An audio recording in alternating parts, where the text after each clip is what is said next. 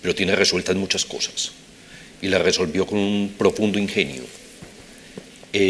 muy de la mano de equipos técnicos donde el urbanismo y la arquitectura jugaron un papel fundamental, entendiendo las distintas administraciones públicas de la ciudad, dentro de las cuales la de Fajardo es una muy exitosa, que llevando infraestructura de transporte, cultural, de vivienda, etcétera, etcétera, a esos lugares más apartados se podían crear unas condiciones de vida mejores para todos.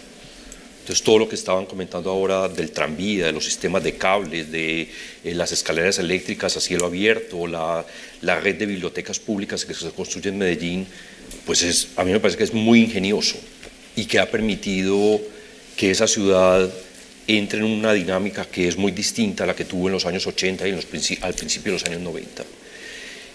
Yo no creo generalmente en experiencias que se puedan replicar tal cual. Es decir, yo no creo que haya unos modelos, yo creo que hay experiencias que son exitosas y que vale la pena estudiar, pero probablemente traer el mismo modelo exacto de Medellín a Valparaíso no sea conveniente. Aquí hay otra idiosincrasia, hay otro marco normativo diferente, hay una geografía que es diferente, etcétera, etcétera.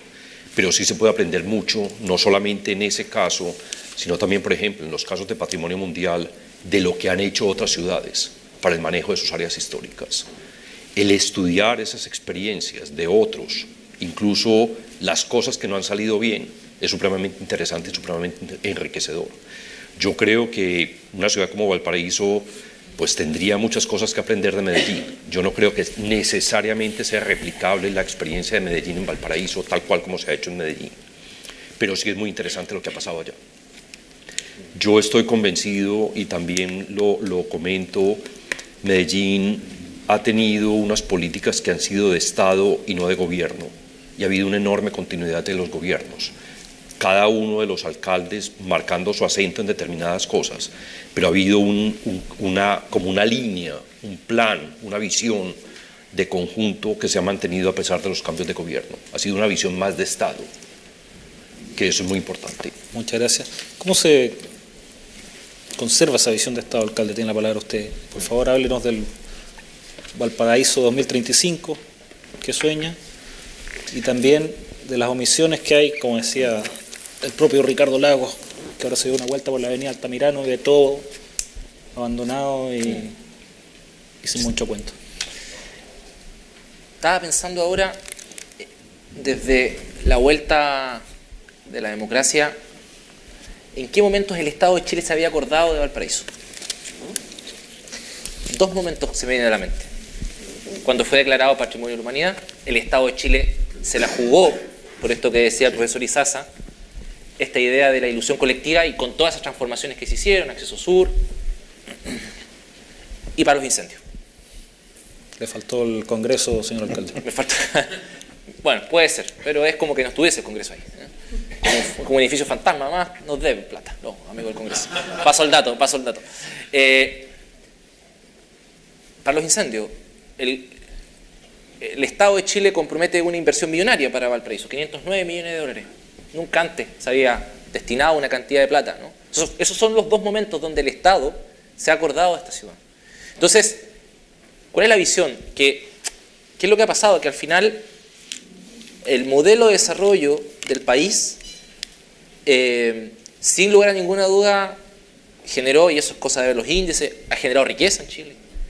El problema es que dejó a muchos atrás, y dejó una ciudad atrás, que es Valparaíso. Entonces, el trecho que hay que recorrer es muy grande. Yo decía de que para abordar la cuestión Valparaíso, la ciudad, debemos contar con una estrategia, ¿no? Y esa estrategia tiene dos líneas a nuestro juicio, que es lo que estamos intentando hacer hoy día, ¿no? Uno que hemos llamado la estrategia de recuperación de la ciudad. Es decir, no queremos que la ciudad se nos siga incendiando, no queremos que los edificios se nos sigan cayendo a pedazos, no queremos que la ciudad se nos siga despoblando, no queremos que la ciudad en general se siga deteriorando, y esa cuestión supone unas prioridades, supone unas alianzas, supone unos financiamientos que seguramente van a tomar un par de años. Y eso dialoga con una segunda estrategia, que es la estrategia de cambio, que tiene que ver con la ciudad que soñamos, con la ciudad que queremos. Entonces, pongo esto en un punto que es esencial. El presidente decía algo que me parece muy interesante. Decía que en Valparaíso hay 3 problemas. Decía borde costero, o 3 temas: borde costero, quebradas y seguridad. El gran problema que tenemos es cómo los habitantes de las quebradas y los cerros participan de la riqueza del mar. Esa es la clave. Ese es el tema. Entonces, ¿qué es lo que estamos intentando hacer con estas estrategias de recuperación? Cuando hablo de estrategia de recuperación, voy a ponerlo en sencillo. Estamos hablando de que en los colegios no se nos sigan lloviendo. Estamos hablando de, hoy día en Valparaíso tenemos 10 colegios con problemas de daños estructurales. Hoy día tenemos en Valparaíso la comuna top 3 con más déficit de vivienda, según tanto índices del Ministerio de Vivienda como instituciones como las que se dedican a estos temas de estudiar el conflicto de la vivienda. La casa en el año 85, la casa en del 2015, ¿qué nos dice? El 89% de las mujeres jóvenes de nuestra ciudad no estudian ni trabajan. Estamos hablando de mujeres entre los 18 y 29 años. No estudian ni trabajan. Entonces, el gran problema que tenemos es cómo hacemos participar a los cerros de la riqueza de la ciudad. Y por eso cosas tan importantes, por eso para nosotros el tema de que no solamente Valparaíso tenga un muelle exclusivo, sino que la ciudad pueda participar en la administración y la gestión de ese muelle, en sus lineamientos estratégicos, en lo que va a suponer ese avance. En la percepción de recursos económicos. Y también de una forma de volver al mar, porque acá hay 2 ciudades, está la ciudad de la línea del tren hacia los cerros y la ciudad de la línea del tren hacia el mar.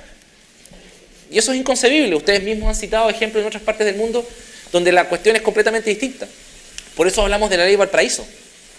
La ley Valparaíso no es solamente una especie de impuesto específico o cualquiera sea la cuestión técnica que se asuma, no, es también una forma de que la gente pueda acceder a esa riqueza que genera el mar y eso invertirlo en infraestructura, en obras, en mejoramientos.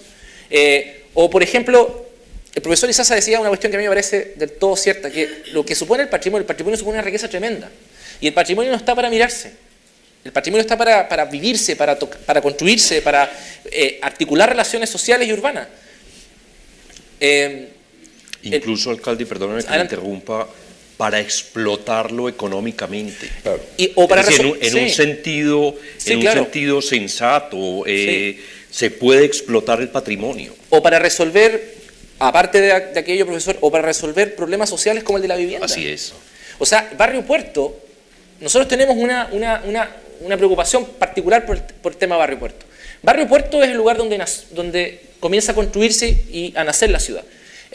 Coincide con que es el lugar donde más cerca está en el puerto y por tanto tiene un deterioro importante. Entonces, lo que estamos tratando de hacer en el Barrio Puerto es un esfuerzo para ir desarrollando un proceso de recuperación del patrimonio, adquiriendo edificios, utilizando los mecanismos de financiamiento que tiene el Estado. Ya hay un esfuerzo que se hizo a propósito del mercado puerto, hay otro esfuerzo que se está haciendo en materia. Nosotros hay un edificio municipal que es el edificio del Liberty, donde está el bar más antiguo de Valparaíso, fundado en el año 1879.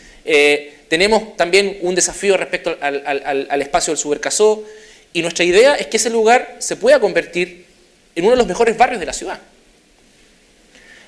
Y por tanto, poder, a partir de una recuperación patrimonial, repoblar la ciudad. Entonces, por eso nosotros hablamos de 2 estrategias que dialogan conjuntamente, una de recuperación y otra de cambio, que tiene que ver con la ciudad que soñamos. Y en eso, la cuestión del borde costero es esencial. Estamos a punto, y creo que nosotros llegamos para marcar un contrapunto. Tenemos una tremenda tarea. Yo también quiero ser bien humilde en cuanto a lo que estamos tratando de hacer, porque tenemos múltiples dificultades. Tenemos una municipalidad endeudada, tenemos